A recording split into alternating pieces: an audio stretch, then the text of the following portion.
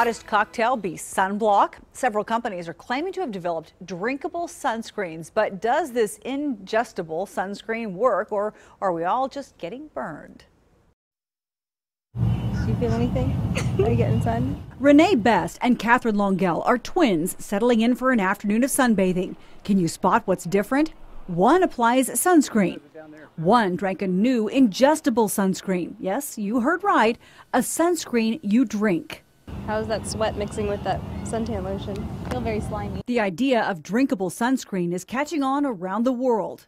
It's a very exciting subject to talk about that. Dr. Panos Vassiliadis, a dermatologist in Florida, has researched the topic and shares this list currently in development. First, melon extract. Out of France. And is supposed to have some type of an antioxidant and protective function. Next, a product called HelioCare, derived from an aquatic plant extract in Central and South America.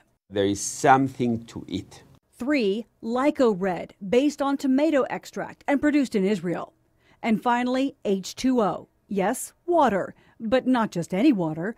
Osmosis Skincare's new UV neutralizer harmonized water is supposed to block UVA and UVB rays. I have a device that really no one else in the world has, and it's the secret sort of radio frequency generating, bombarding box that we put the water into. Since this product is available right now in the U.S., we decided to do our own unscientific test.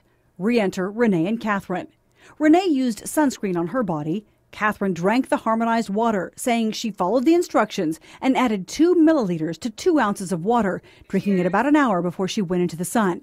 They sunbathed for at least an hour. I thought that I was going to, come out here and it was going to be like sitting in the shade or something, but I'm definitely seeing redness in my arm. Hours later, both Renee and Catherine took these pictures and say they don't think the oral sunscreen worked.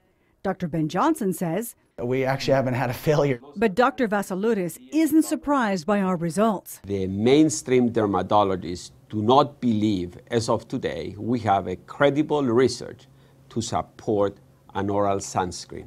Catherine was disappointed, saying she didn't feel the $30 cost would be money well spent. I would be looking for a refund. Okay. Or it would go in the back of the cabinet, never to be seen again.